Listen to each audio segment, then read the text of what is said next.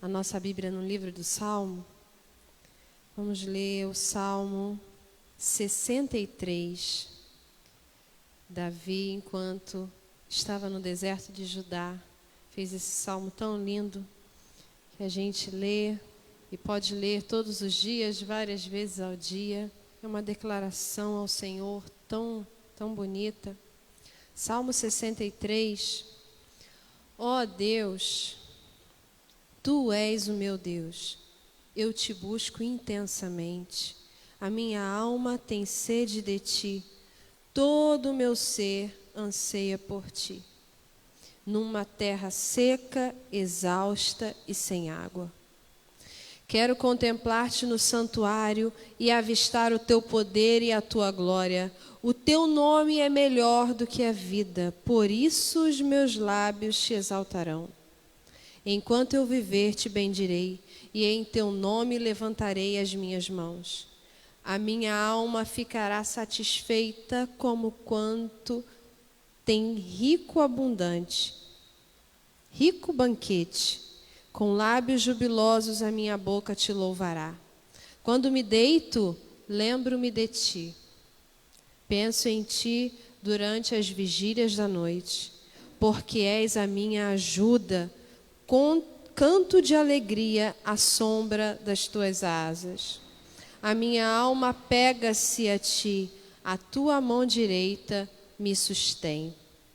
Aqueles, porém, que querem matar-me serão destruídos, descerão às profundezas da terra, serão entregues à espada e devorados por chacais. Verso 11. Mas o rei se alegrará em Deus. Todos os que te juram pelo nome de Deus o louvarão, mas as bocas dos mentirosos serão tapadas. A minha alma ficará satisfeita, como quando tem rico banquete, com lábios jubilosos a minha boca te louvará. Aleluia. Obrigada, Senhor. Obrigada por esta palavra, que nos ensina a orar e a elogiar o teu nome e a bendizer o teu nome. Nós queremos nessa noite te engrandecer, te bendizer, te adorar. Colocamos diante de ti agora o nosso coração em reverência ao teu santo nome. Colocamos diante de ti agora como um culto agradável ao Senhor. Todo o nosso entendimento, de todo o nosso coração, com toda a nossa força, queremos te cultuar, Senhor. Amém? Vamos adorar ao Senhor, grande é o Senhor e muito digno de louvor. Amém, Jesus. Maravilhoso é o Senhor. Bendizemos teu nome, Senhor Jesus. E começamos este culto engrandecendo o teu santo nome. Tu és grande, Senhor. Grande é o Senhor e muito digno de louvor. Na cidade do nosso Deus, seu santo monte, a alegria de toda a terra.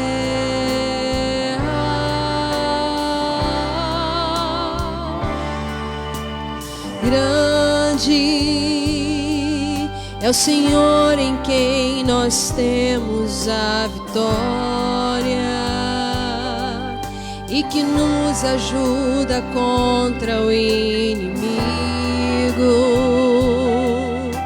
Por isso diante dele nos prostramos.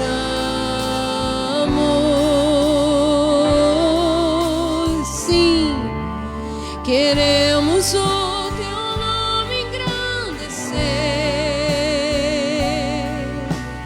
e agradecer-te por tua obra em nossas vidas. Confiamos em teu infinito amor, pois só tu és o Deus eterno sobre toda a terra e céu.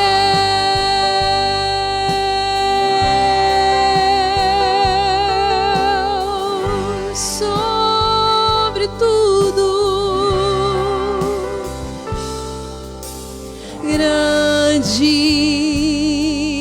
é o Senhor e muito digno de louvor. A Ti, Senhor, na cidade do nosso Deus, Seu santo monte, minha alegria, a alegria de toda a terra.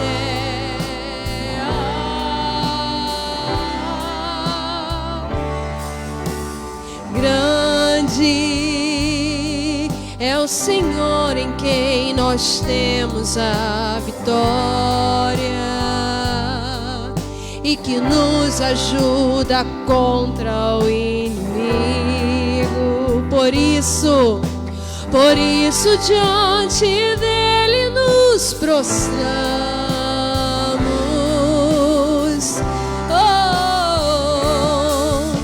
Queremos o Teu nome engrandecer e agradecer-Te, oh Senhor. Confiamos em Teu infinito amor. Confiamos, Senhor, Tu és o Deus eterno sobre toda a terra e céus.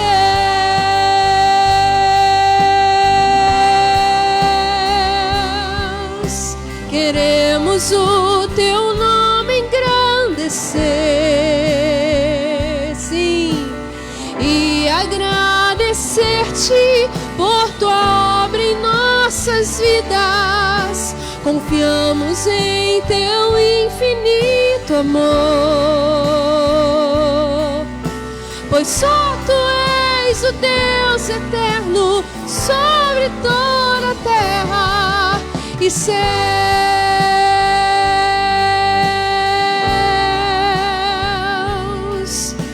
Pois só Tu és o Deus eterno sobre toda a terra e céus.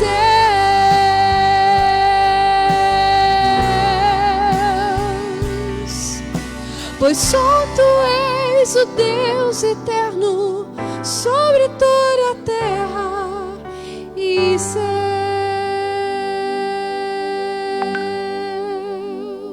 Aleluia, Senhor. Sobre toda a terra o Senhor governa, sobre toda a terra Ele é Rei. Aleluia, maravilhosa graça. Amém. Vamos celebrar a graça do Senhor.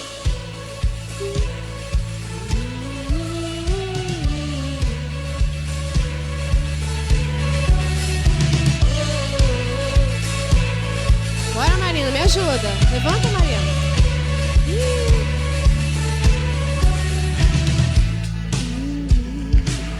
Da escuridão e me amou até o fim, o Rei da glória, o Rei dos reis, Jesus. Oh, oh, com sua voz sacode a terra, em sua presença não há palavras. O Rei da glória, o Rei dos reis, Jesus. Sim, maravilhosa graça, Seu infinito amor tomou o meu lugar, a minha cruz levou, sua vida entregou para me resgatar. Oh, para sempre eu canto o que fizeste a mim. Obrigada, Senhor, para sempre cantaremos toda a sua bondade, Senhor. Quem traz a paz para o meu caos e faz o órfão um filho seu, é o Rei da glória, o Rei dos reis, Jesus.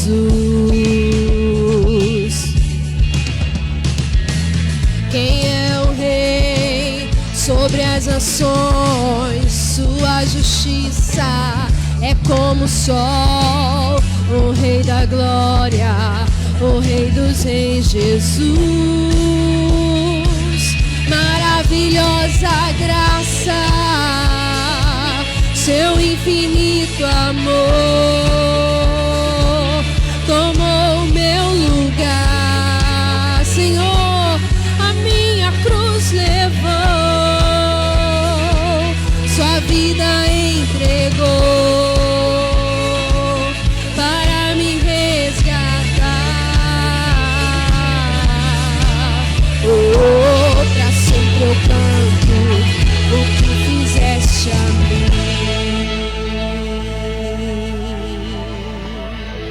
Pra sempre, sempre.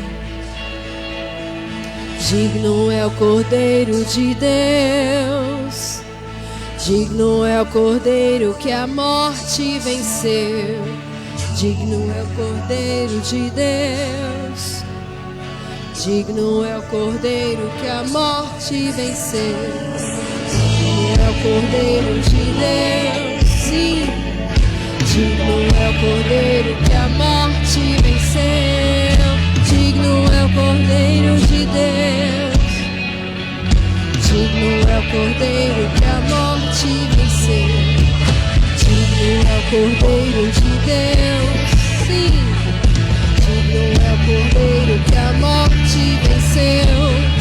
Digno é o Cordeiro de Deus, digno, sim. Maravilhosa graça, seu infinito amor tomou meu lugar, a minha cruz levou, sua vida entregou para me resgatar. Oh, pra sempre eu canto o que fizeste a mim. Sempre, Senhor. Oh, oh, oh, oh, oh,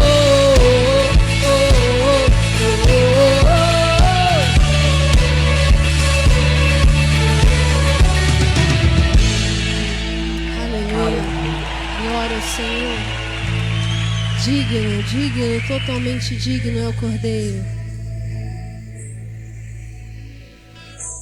Seu infinito amor tomou o meu lugar, a minha cruz levou, sua vida entregou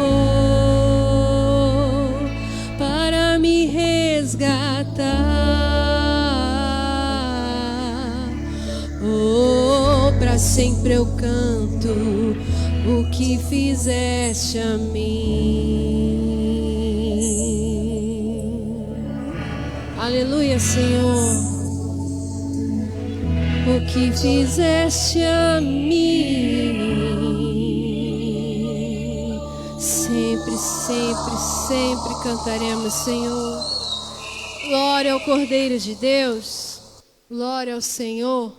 Desejamos estar na tua santa presença. Aleluia. Mais um. Tá aí. Aleluia.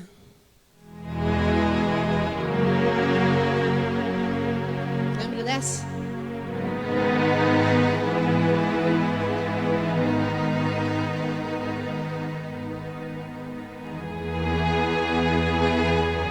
Melhor lugar que existe, de todos os lugares.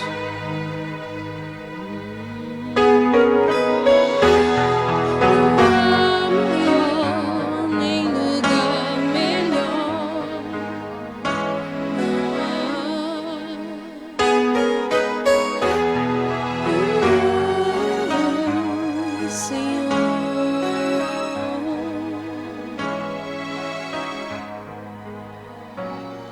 Existe um lugar na fenda da rocha, bem junto a ti,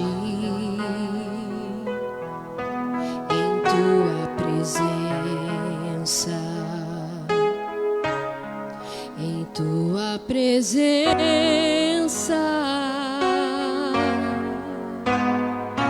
Existe um lugar aconchegado ao teu coração, Senhor, em tua presença, em tua presença.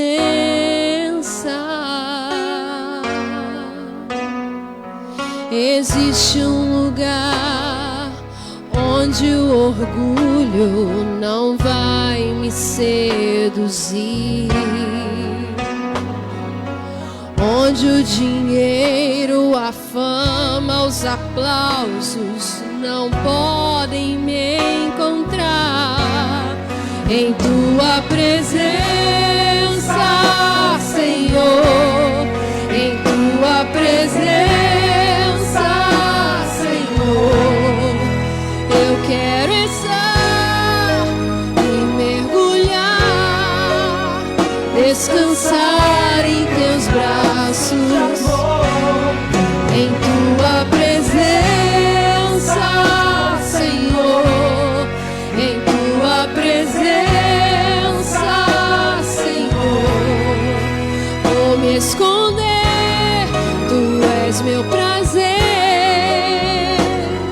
Em tua presença é o lugar onde eu quero habitar para sempre.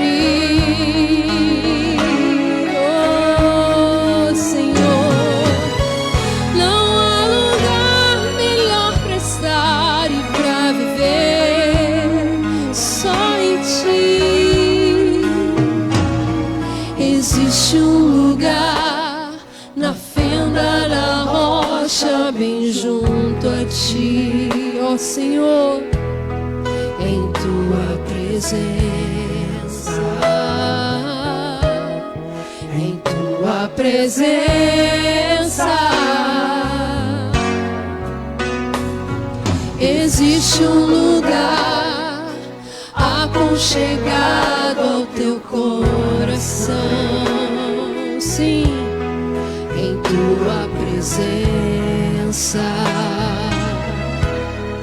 em tua presença. Existe um lugar onde o orgulho não vai me seduzir, não, não, onde o dinheiro, a fama, os aplausos não podem me encontrar. Em tua presença, Senhor, em tua presença, Senhor, eu quero estar e mergulhar, descansar em teus braços, em tua presença, Senhor, em tua doce presença. Vão me esconder, esse é o meu prazer.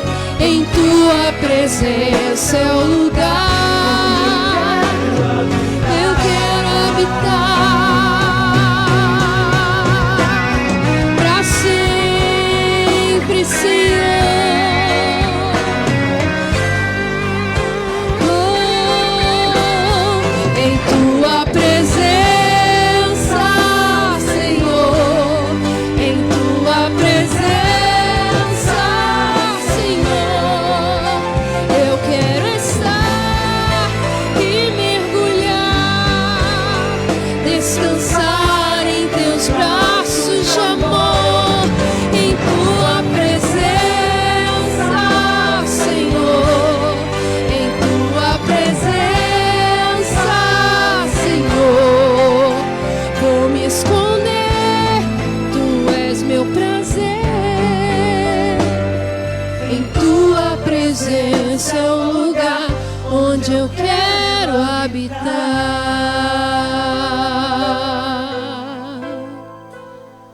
Em tua presença é o lugar onde eu quero habitar.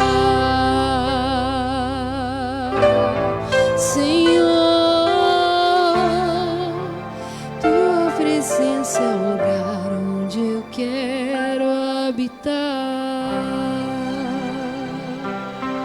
Aleluia. Oremos ao Senhor. Aleluia. Vamos orar? Vamos orar ao Senhor.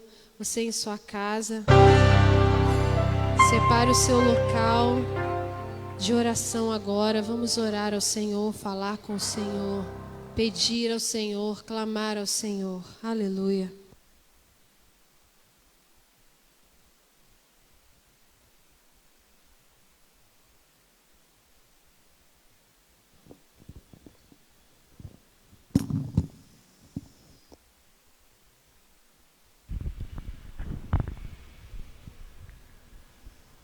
Coisa boa é estarmos com os nossos pensamentos voltados para quem tem algo a nos dizer, algo a acrescentar em nossas vidas. E estar na presença de Deus é algo maravilhoso, é a razão de estarmos aqui reunidos na noite deste dia. Estar em comunhão com o Senhor e a nossa família, nossos amigos, nossos irmãos, é de uma preciosidade maravilhosa. Por isso, neste momento, nós abençoamos aqueles que estão do nosso lado, aqueles que compartilham a nossa vida dia após dia. Senhor, nós somos gratos a Ti, te dizemos muito obrigado, Pai, porque um dia o nosso entendimento, a nossa caminhada foi transformada, foi mudada. Os teus valores, Jesus, os teus valores sim foram apresentados diante de nós e nós recebemos esses valores, Senhor, e com esses valores santos, esses valores que nos deixam apaixonados por Ti, nos deixam ligados e comprometidos contigo, são esses valores que nós colocamos dentro da nossa casa. Ah, Pai, como nós queremos ser exemplo dentro da nossa casa, do nosso lar, testemunha sua, meu Pai. Senhor, neste momento nós levantamos uma palavra, um clamor abençoador para os lares que nos assistem, os lares, Senhor, que desejam comunhão contigo, que desejam conhecer a Tua vontade, que desejam andar nos Teus caminhos. Pai, o Senhor tem olhado os corações, o Senhor sabe o compromisso que cada filho e cada filha tem contigo.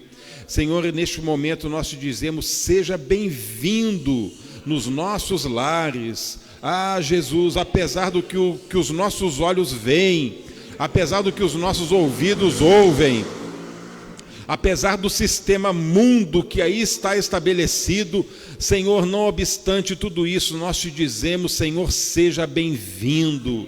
Senhor, e toca assim na porta do nosso coração, todo dia, todo instante. Espírito Santo de Deus, fala conosco, nos convencendo do pecado, da justiça, do juízo, do amor do Senhor.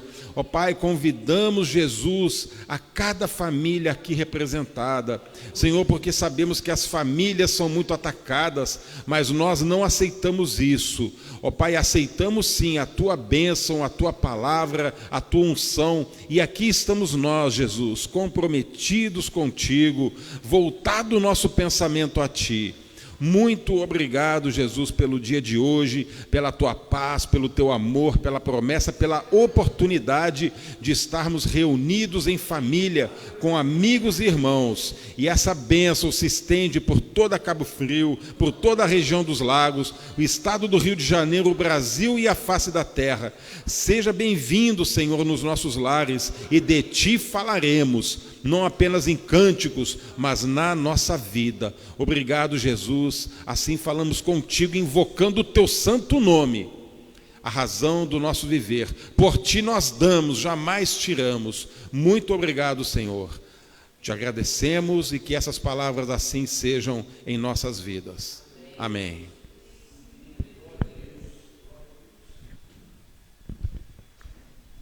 Glória a Deus. A gente tem um pastor da Índia nos acompanhando agora. Não sei se ele tem dom de discernimento de línguas, né? Porque, né, de lá para cá,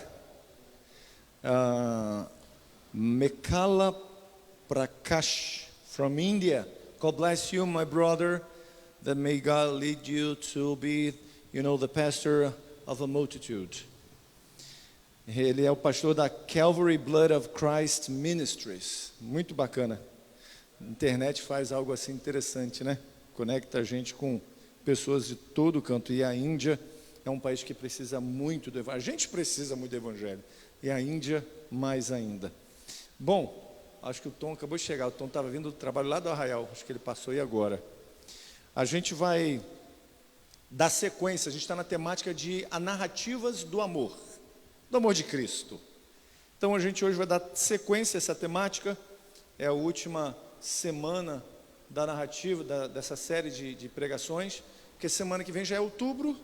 Outubro é mês da Reforma Protestante. Já estamos em outubro na semana que vem. Daqui a pouco novembro, o melhor mês, o mês dos mais adotados, abençoados, o mês de quem nasce em novembro, né, Marco? Depois continua, né? Começa em outubro e fecha em novembro. Você vê que quem nasce em novembro também é lá. Você vê que quem nasce em novembro tem algo mais. Altura, inteligência. Setembro.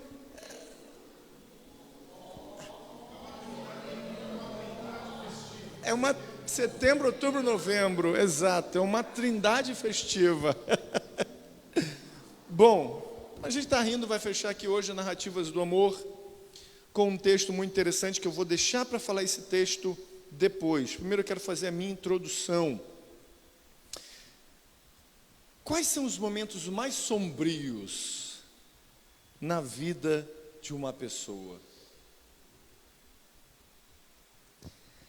As respostas podem ser as mais variadas. Alguns podem dizer que o dia mais sombrio é quando perde seu emprego. Outros podem dizer que o dia mais sombrio é quando um amigo vai embora ou um parente vai embora para uma nação distante. Outros ainda hão de dizer que o dia mais sombrio é quando eles descobrem estar doentes seriamente. Mas eu me atrevo a dizer que talvez o dia mais sombrio seja quando um pai ou uma mãe precisa enterrar o seu filho. Esse é o dia mais sombrio. Ali onde não há mais risos, há apenas pais quebrantados, fragilizados e muitas vezes desesperados. Com a morte do filho, acaba-se uma esperança. A esperança de vê-lo crescer, de vê-lo desenvolver, de ver um casamento, de ver filhos, netos, de ver a sua prole dar sequência. Deixa ali um buraco enorme em nossos corações. A pregação de hoje vai lidar com essa desesperança, esta falta de esperança advinda da morte de alguém que amamos. Afinal de contas, nesse momento em que se perde alguém que não estava programado para perder, vem a pergunta: por que ele, Deus, e não eu? Lucas capítulo 7, versos de número 11 a 16. Lucas capítulo 7, versos de número 11 a 16.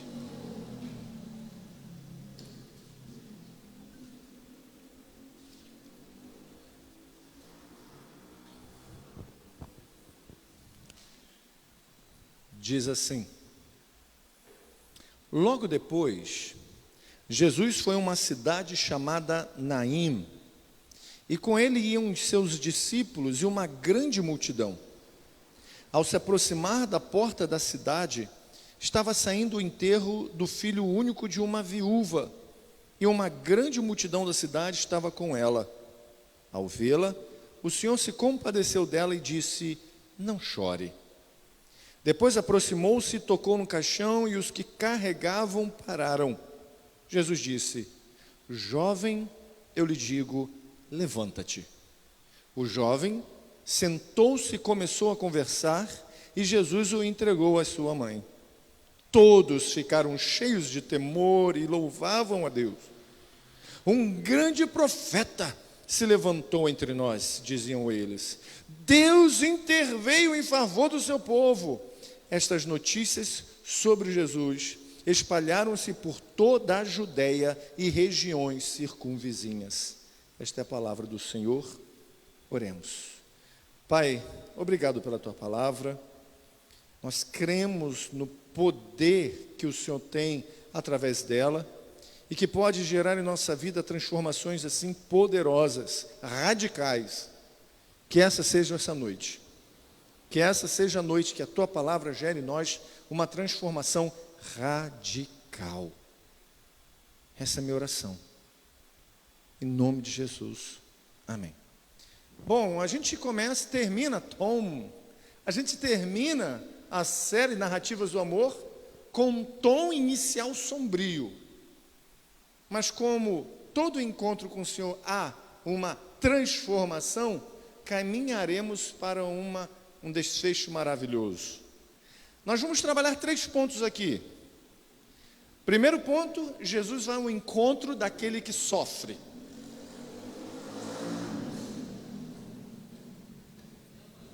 Essa motocicleta, isso não acontece na igreja do Tim Keller, gente. Acontece isso lá. Segundo, Jesus faz algo. Terceiro, há uma grande esperança. Veja, vivemos ano após ano vendo que a esperança é um elemento tão necessário à nossa vida quanto o ar que respiramos. Basta vermos alguém sem esperança e vemos que essa pessoa está amuada, abatida, entregue ao acaso, sem perspectiva, desejosa de nada, a não ser o sofá ou a cama. Nem trabalho, nem nada. Eu só quero ver o dia passar para ver se acaba logo isso. Colocamos a esperança em muitas coisas, e esse é o problema. Colocamos a esperança no dinheiro, colocamos a esperança no poder, colocamos a esperança, e a gente vai ver agora que é um tempo em que muitos estão colocando a esperança em vereadores, políticos, e muitos dos políticos estão colocando a sua esperança no poder que eles podem ter com o poder político, para transformar coisas ou para transformar a sua própria vida, não é? Colocamos nossa esperança nas realizações, nos relacionamentos. A lista, ela é vaga, ela é longa. Triste é saber que, ao colocarmos nossas esperanças nestas coisas, estamos colocando nossa esperança em algo que é frágil, que é passageiro, que é corruptível. E ao acabar essa esperança frágil em coisas frágeis, restaurar uma pessoa fragilizada, amedrontada e apática. A alegria e a esperança morrem. Veja o cenário desse texto bíblico. Olha que coisa maravilhosa. Jesus está saindo de Cafarnaum. Ele vai sendo seguido por uma multidão.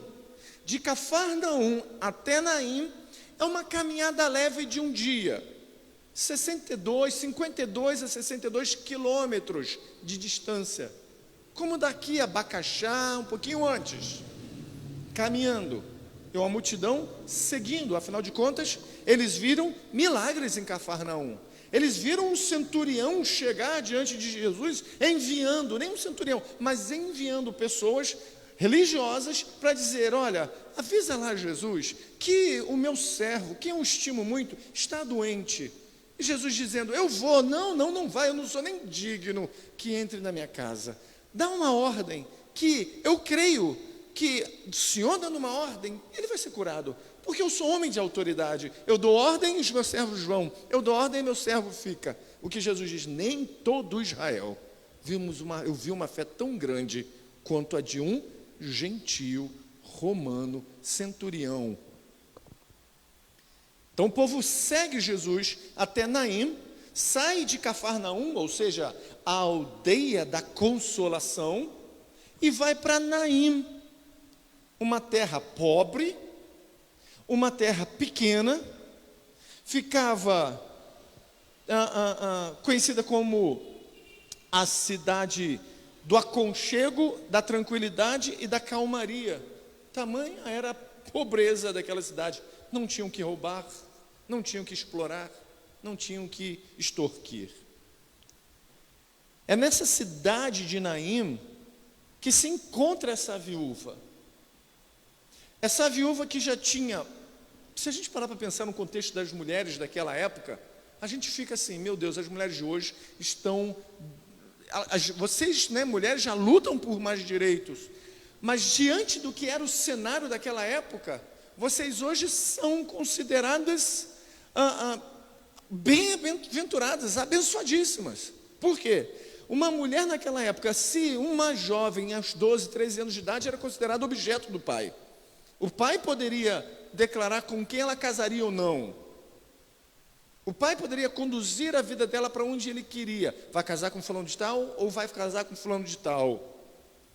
Quando mais velha, não podia entrar no templo a não ser no pátio das mulheres, separado daqueles que iam mais adiante, onde os homens iam.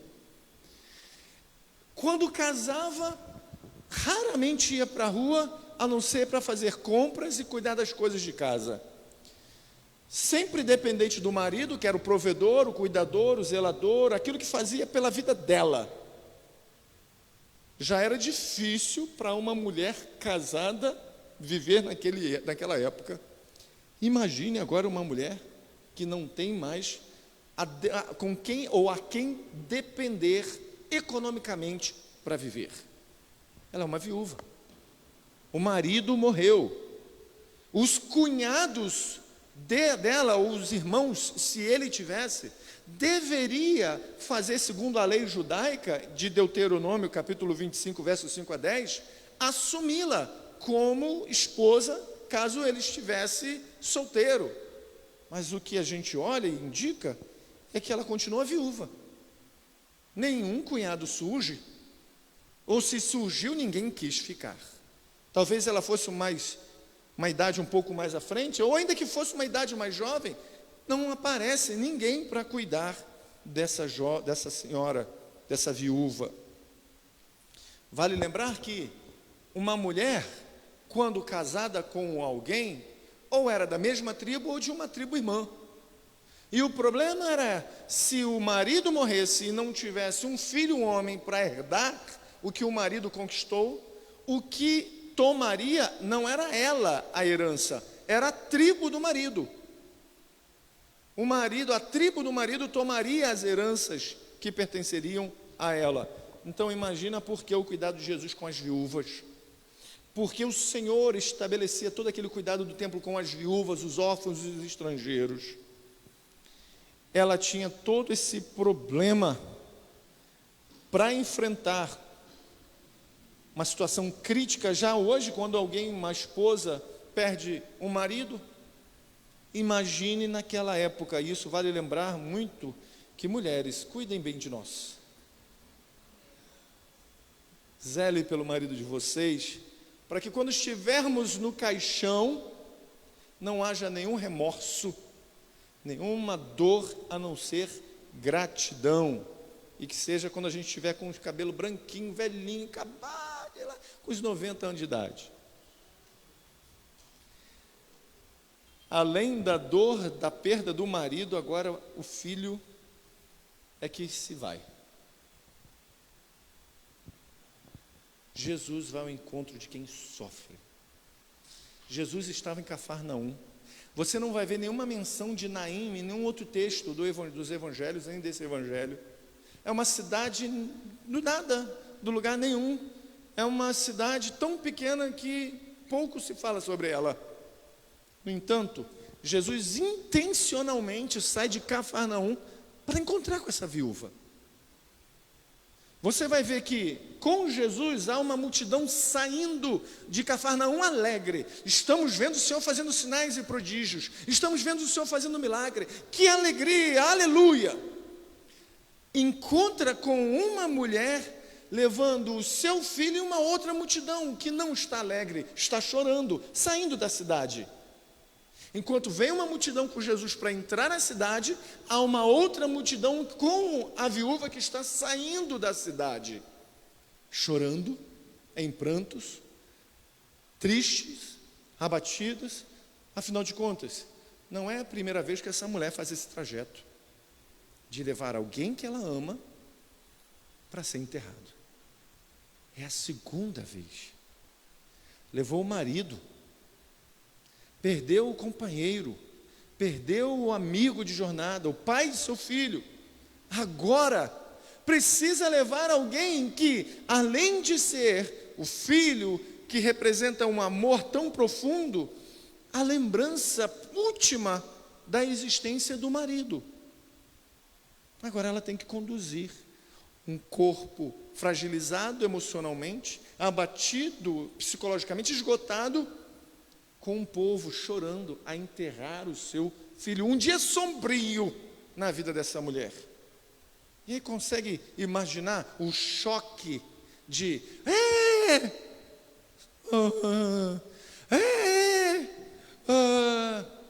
cruzando o caminho. Aí eu gosto e eu quero entrar no primeiro ponto, é que Jesus, ele sempre vai ao encontro daquele que sofre.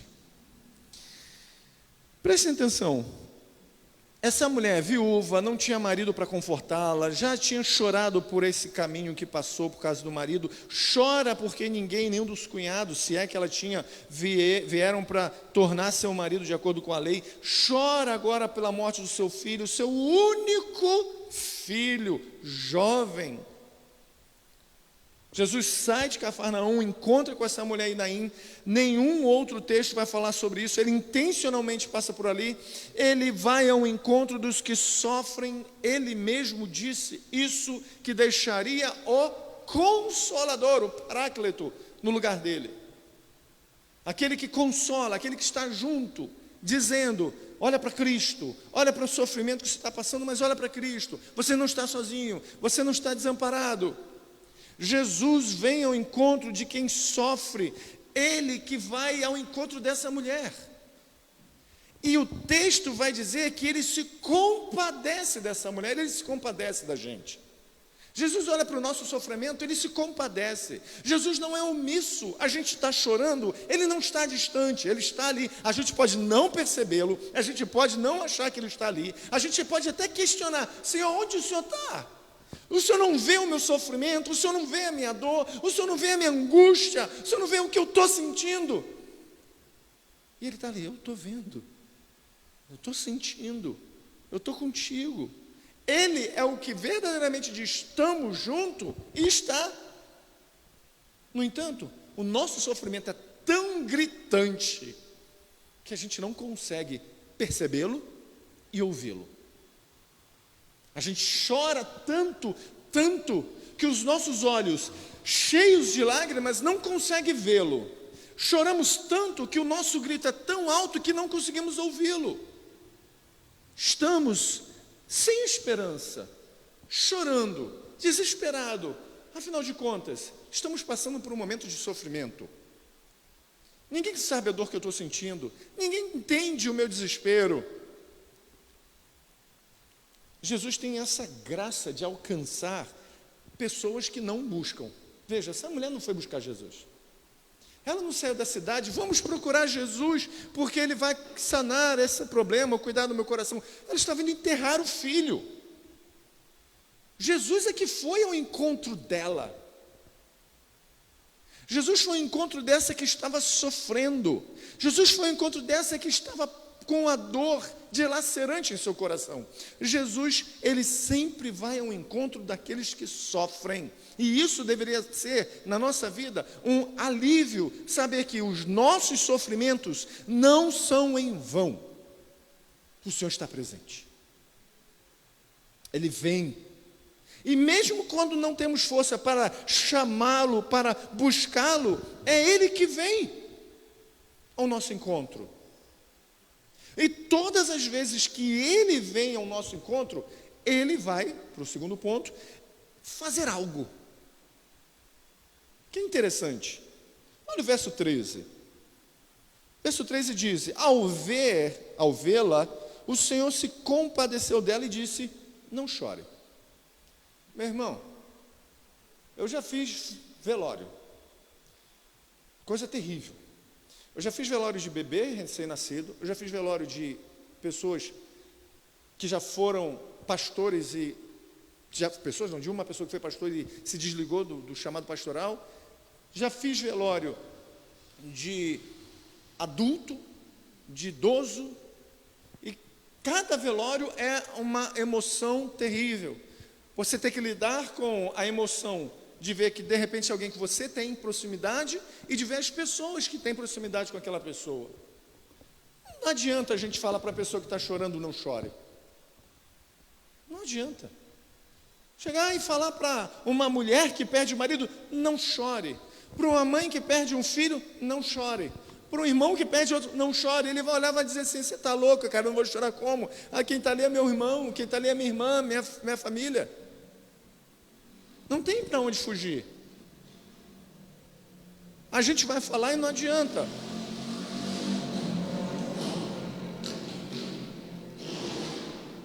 O inimigo está furioso.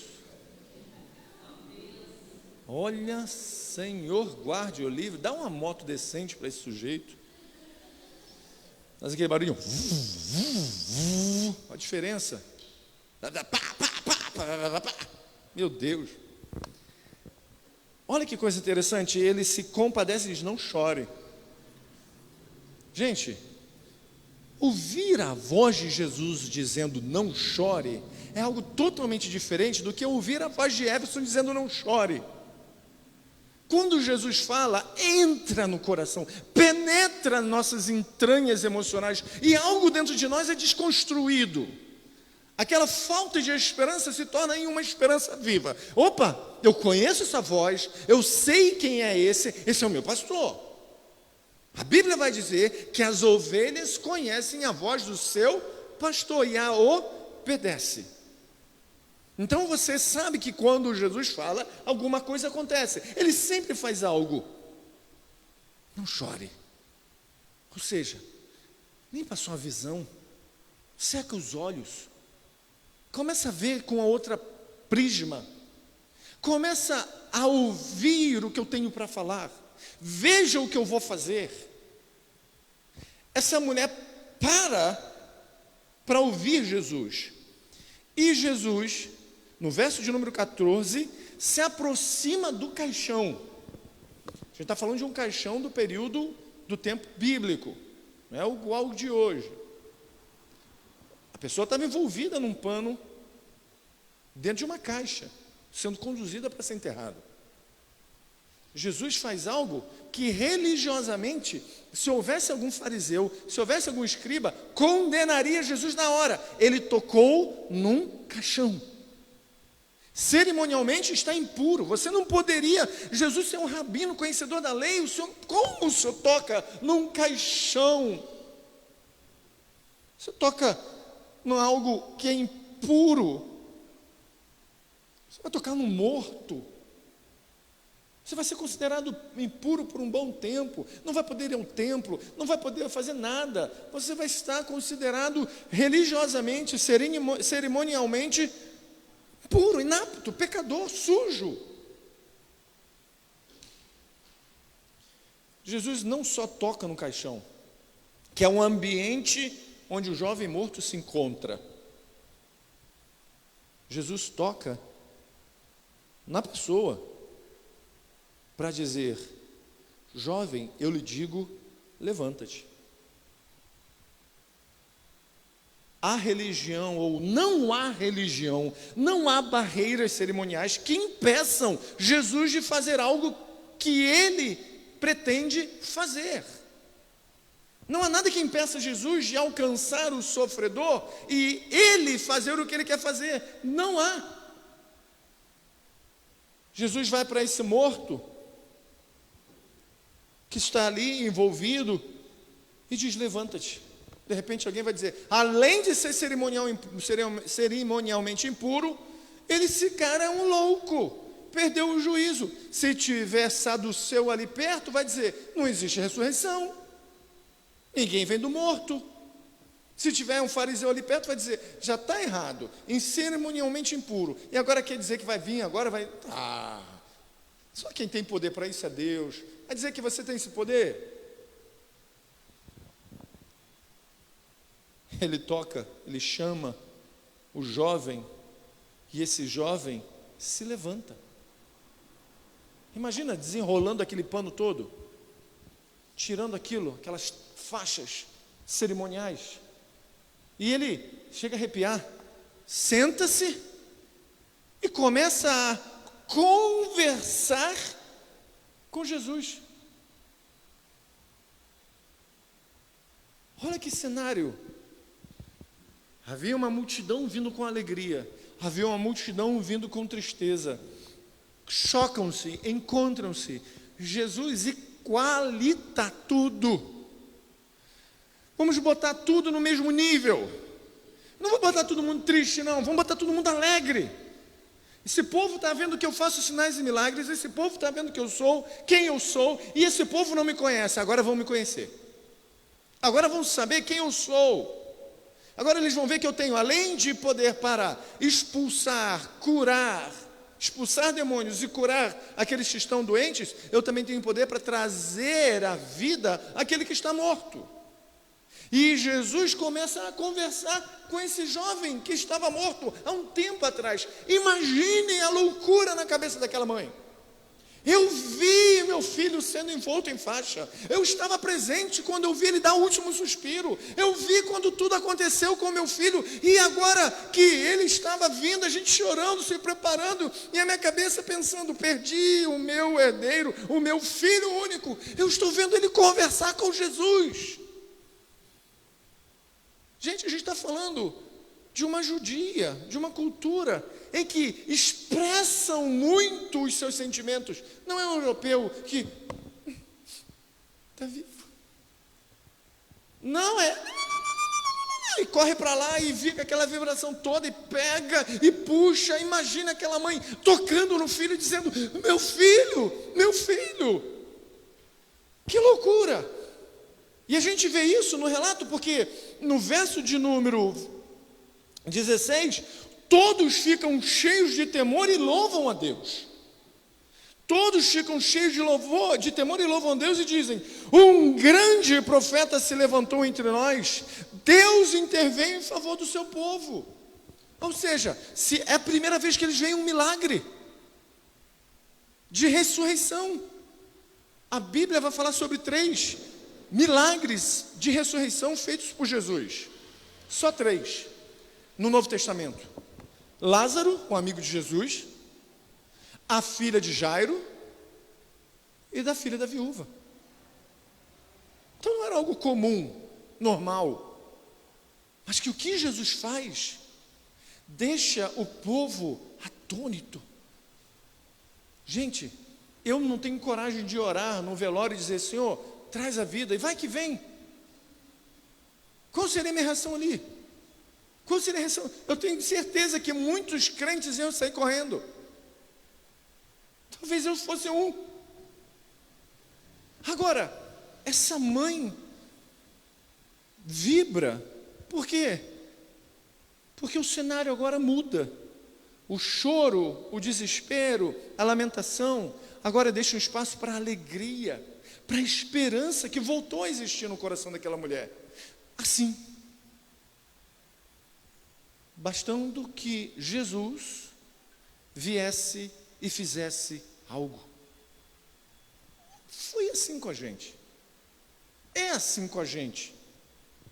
Jesus, Paulo vai dizer em Efésios 2, verso de número 45.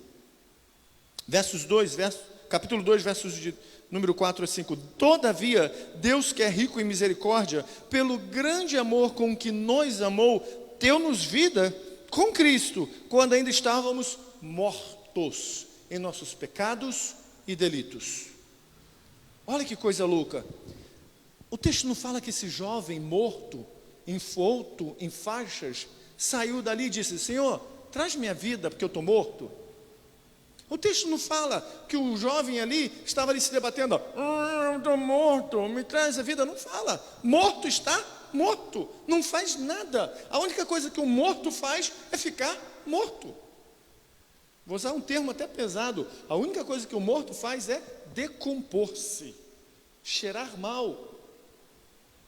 E aí a gente tem Jesus dando vida a este morto, fazendo exatamente com a nossa vida isso. Estávamos mortos em nossos pecados e delitos, nós não fomos atrás dele, ele é que nos chamou, ele é que veio até nós, ele é que nos atraiu, ele é que nos chamou pelo nome. Foi ele que, quando a gente estava ali sem esperança, sem vida, disse: Marcos, Tom, Michele, Elaine, Marina, Everson, ele que chamou pelo nome. E a gente ouviu a voz. E a nossa vida, que não tinha sentido, que não tinha nenhuma esperança para algo na eternidade, passa a ter. Afinal de contas, Jesus é aquele e é esse que do morto pode fazer um grande avivamento. Ele pode. Aquilo que a gente olha e diz: está morto, não vai mais à frente, acabou. Ele diz: eu é que dou a última palavra, sou eu que intervenho. Basta que eu diga: não chore, e deixa que eu toco, que acabou, muda a história. O toque de Jesus muda tudo, a fala de Jesus muda tudo, o agir de Jesus muda tudo. Ele fez assim na nossa vida. Nós estávamos mortos. Quem era Deus? Quem era Deus? Deus era o que eu fazia com o meu dinheiro, Deus era o que eu fazia com a minha fama, Deus é o que eu fazia com o que eu tinha. Até que realmente Ele me chama, nos chama, e a gente diz: Senhor, vamos conversar. Quando Ele nos chama, a gente faz igual esse jovem, conversa com Ele, começa a orar, começa a se relacionar, e a gente quer seguir a Cristo. E o interessante nesse texto é que, além deste jovem conversar com Jesus, imagina, gente, esse jovem estava morto. Aonde ele estava?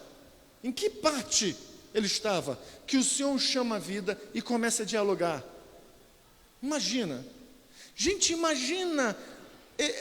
Existe uma passagem bíblica que mais me impacta, essa passagem de Lázaro. Ele morto há 4 dias e imagina ele ouvindo o Senhor dizer: Lázaro, sai. Que coisa maravilhosa. Aonde ele se encontra? Na região celeste, ouvindo da terra aquela voz dizendo: volta. Volta porque não acabou o seu tempo aqui. Volta porque você ainda tem coisa para fazer. Volta porque você ainda nem tem noção daquilo que eu vou fazer através da sua vida. Ele é aquele que chama-nos quando a gente pensa que tudo acabou. Tudo acabou, Tom. Eu não tenho mais nada. E ele diz: você nem sabe o que eu estou fazendo. Apenas saia, levante, acorde. Eu acho interessante é que esse jovem poderia seguir Jesus dali em diante. Meu irmão, eu tive na morte, nem no vale, eu tive na morte. Agora que eu vi Jesus me chamou, eu vou com ele. Só que o verso de número 15 diz que o jovem senta-se, conversa com Jesus, começa a conversar com Jesus, e Jesus o entrega à sua mãe. Imagina, Dona Clotilde, seu filho. Sabe o que isso me lembra? Jesus na cruz do Calvário, olhando para a mãe dele e dizendo: mãe, este é o seu filho, João. João, essa é sua mãe, cuida. Não deixa a minha mãe desamparada. Tudo bem, tem o irmão Tiago, tem outras irmãs, mas não deixa a minha mãe desamparada. Cuida dela. Olha o que Jesus faz, além de trazer alegria para o coração daquela mãe, com a volta do filho, ele diz: você não vai ficar desamparada, o seu filho continua contigo. Você vai ver ele crescer, você vai ver ele ter filhos, você vai ver ele envelhecer, ele vai te enterrar. Olha que obra maravilhosa de Jesus. Jesus faz algo que é poderoso. Restaura a vida daquele jovem, restaura a alegria daquela mãe, e ainda mantém aquele que vai ser o elemento provedor daquela família. E aí eu fecho com o meu terceiro ponto, que isso traz a grande esperança. Isso traz uma grande esperança. Quando somos alcançados por Cristo, já não é mais o dinheiro, a fama, o sucesso, a realização, a nossa esperança. A nossa esperança será a realização da ressurreição de nossa vida para com Cristo. Para pensar. Aqui a gente tem dor, aqui a gente tem sofrimento, aqui a gente perde cabelo, aqui a gente tem problema no joelho, aqui a gente engorda. Mas quando chegar nos céus, teremos um corpo glorificado, onde não haverá choro, nem pranto, nem nada. E ainda de maior maravilha ainda é saber que estaremos desfrutando de Deus, plenamente conhecidos por Ele e o conhecendo como Ele nos conhece. Imagina, com grande alegria, é saber que nós temos esse terceiro ponto, que é uma grande esperança. A nossa vida não está pautada nos sucessos ou fracassos que eu tenho nessa terra.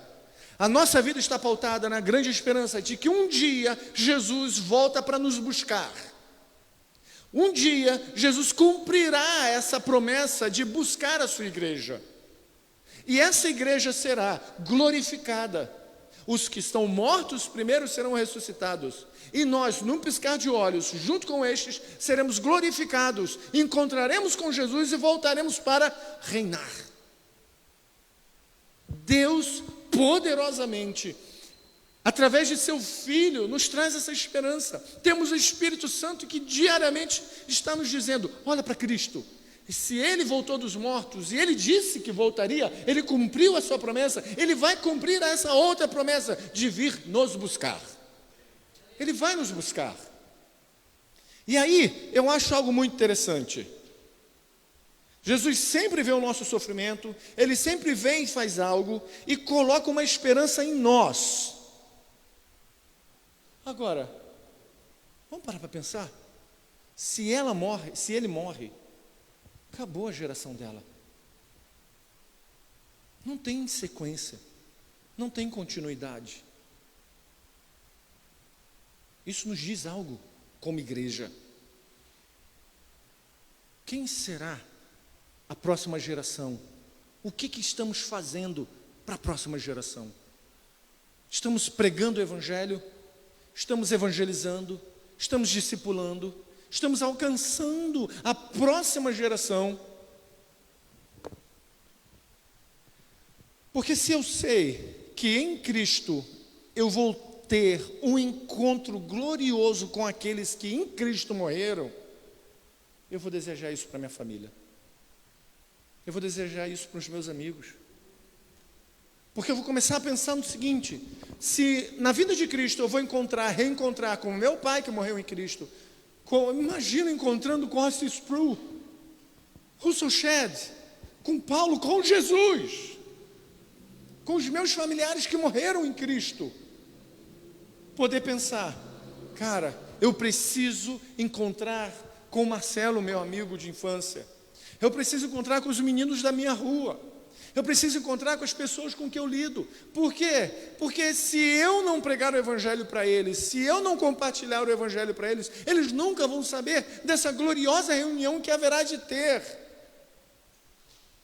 E aí a gente fica pensando, a gente já perdeu, eu falei isso na quarta-feira, eu volto a falar, em 3 anos perdemos R.C. Sproul, perdemos Ravi Zachariah, perdemos J.I. Packer, Gregory McNutt, perdemos Russell Shedd, perdemos grandes monstros bíblicos, teológicos, discipuladores, crentes em Jesus. Quem é a próxima geração?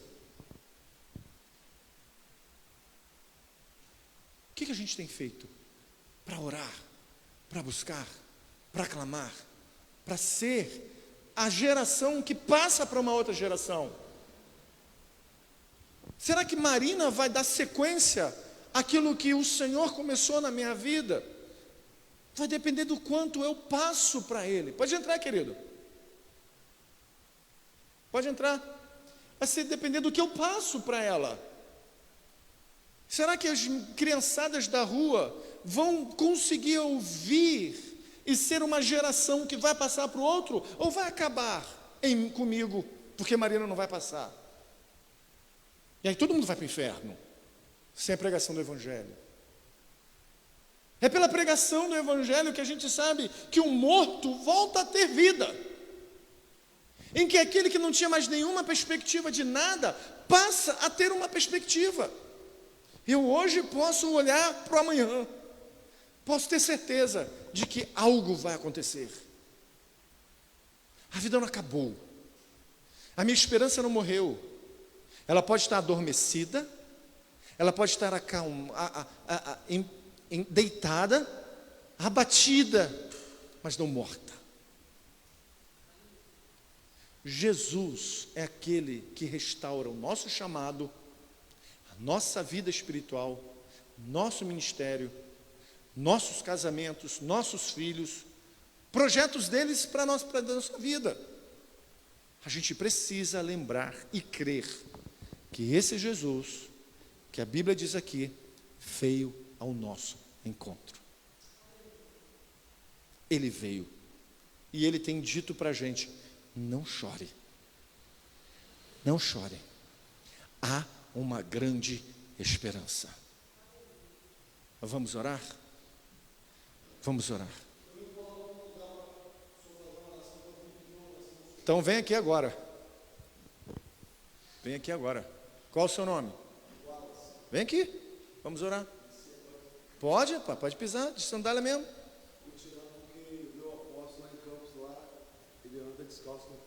Então vamos para cá, vem para cá, vamos orar. Seu nome é Wallace. Senhor, nós queremos nessa hora orar ao Senhor pela vida do Wallace. Não há, meu Deus, nada que impeça o Senhor de agir na vida do Wallace. Não há nada que o Senhor possa, meu Pai, ter de impedimento para restaurar a vida espiritual dele, o chamado dele, aquilo que o Senhor um dia trouxe no coração dele. Jesus, aqui está o Wallace, fale ao coração dele, renove o coração dele, restaura a vida dele, Senhor, os propósitos do Senhor na vida dele, para que ele seja, Senhor, um desses que vai gerar mais vida, levando a palavra para uma outra geração.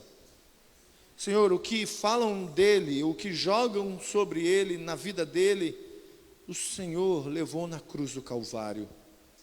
E o Senhor trouxe para ele uma nova e rica esperança.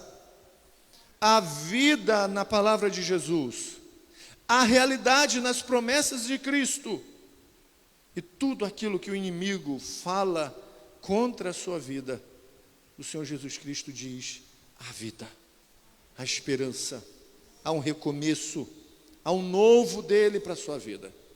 Então, Wallace, creia em Jesus, porque Ele é o Deus que te chamou desde o início, e Ele começou a boa obra, e há de terminar.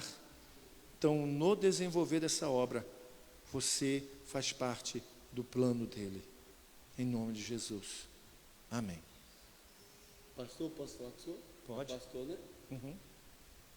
Falar perante a igreja, né? Eu sou afastado da presença de Deus. Eu sou de Campos, Goitacazes. Portanto, o senhor viu que eu tenho respeito a palavra de Deus. E deixei até a bebida que eu estou bebendo para de fora. Eu vou entrar na casa de Deus e vou beber. Sou, desde o ventre da minha mãe, né, pessoal?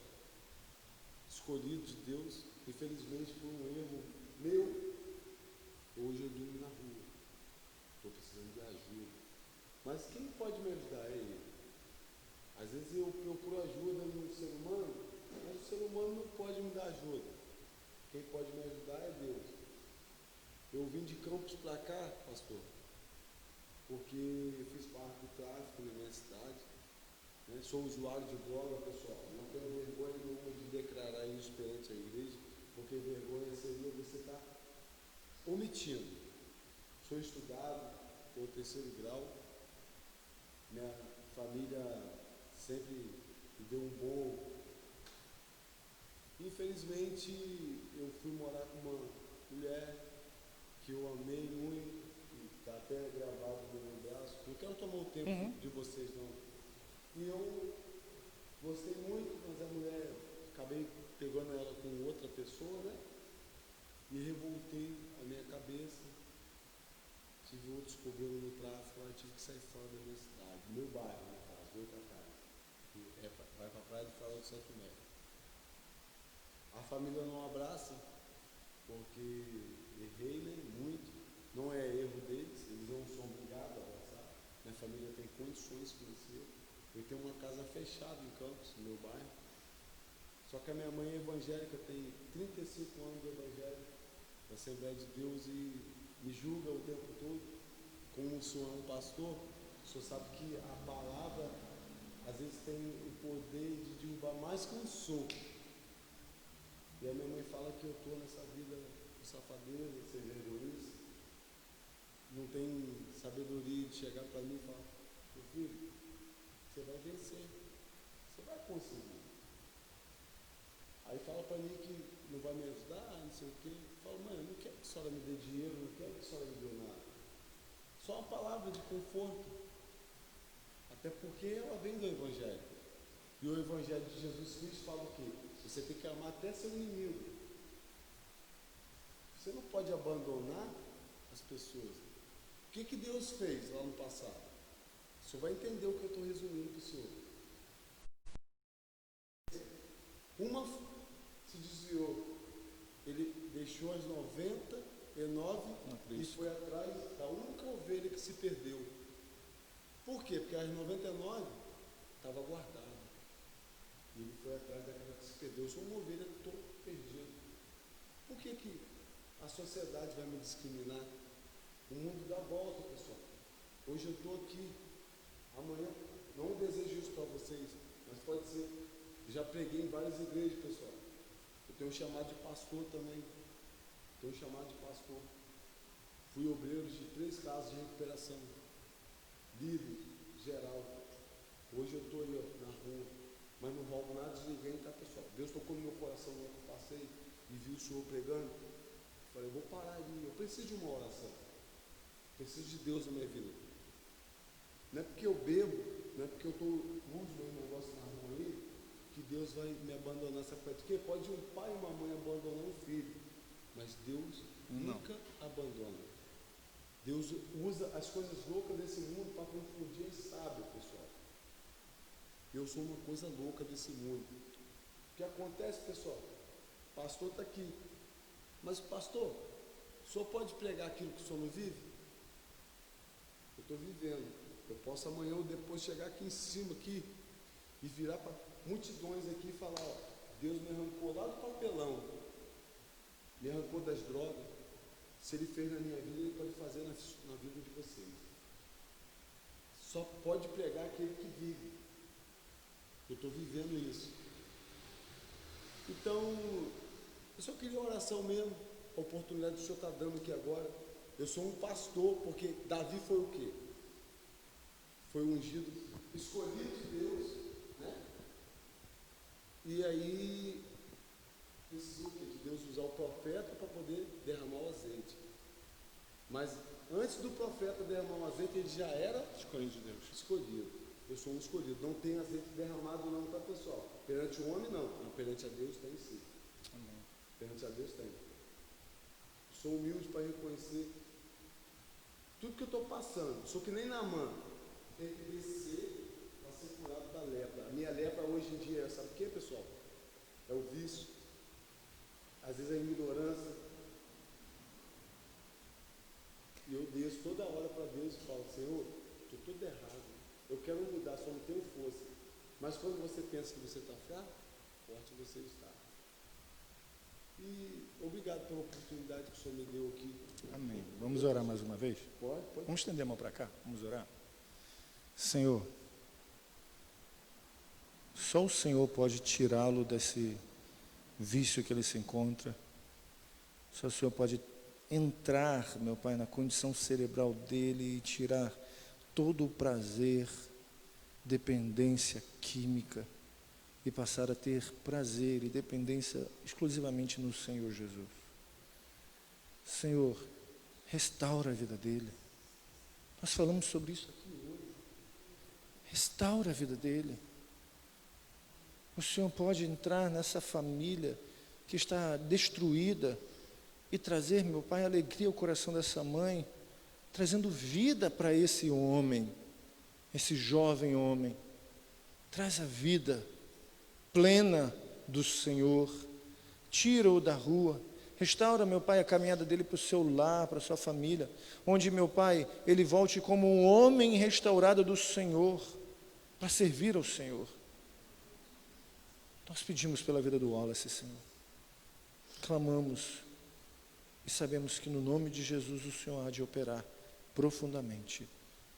Amém. Amém. Senta lá. A gente conversa ali. Amém, gente. Vamos compartilhar para a próxima geração não ter isso. Pessoas que se perdem porque a esperança estava no local errado. A gente precisa de buscar a comunhão para compartilhar a esperança. E só pode buscar comunhão quando a gente compartilha com quem ainda não ouviu o que é esperança, o Evangelho. Vamos orar? Vamos ofertar ao Senhor também, quem puder? Senhor, nessa hora nós queremos ofertar ao Senhor e orar ao Senhor. Senhor, quantas lutas, quantos sofrimentos não passam, meu Pai, na vida de alguém cuja esperança foi destruída. Mas hoje o Senhor pode renovar a esperança não apenas do Wallace, mas a minha, da Elaine, do Marcos, da Micherlin, do Tom, da Marina, de quem está escutando em casa, assistindo em casa. O Senhor pode. Em nome de Jesus nós pedimos, Pai, quantos vocacionados perdidos, quantas gerações destruídas. Restaura os vocacionados do Senhor ao santo sacerdócio, para que novas gerações surjam fortes, bíblicas, teológicas, saudáveis, a fim de dar sequência a esta vocação maravilhosa, esse chamado lindo, que é o de propagar o Evangelho de Cristo. Pai, obrigado, Senhor, pelos ofertantes, abençoe-nos.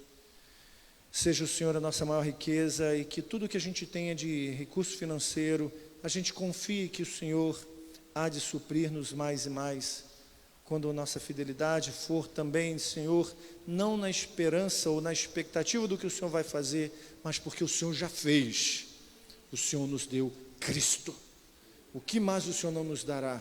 Que a gente possa sustentar essa igreja e que esse tempo que a gente está iniciando novo, de frutificação, de desenvolvimento de nossos talentos, seja para a glória do Senhor. Em nome de Jesus. Que a graça, maravilhosa graça do Deus Pai, o Todo-Poderoso, que o amor que busca, que vai ao encontro daquele que sofre, o amor de Cristo, e a consolação, rica consolação do Santo Espírito, seja uma verdade em nossas vidas, não somente hoje, mas até a vinda de Cristo. Amém, amém e amém. Que Deus nos abençoe, que Deus abençoe você que está em casa fortemente. Quarta-feira estaremos aqui. Beijo no coração. Tchau, tchau.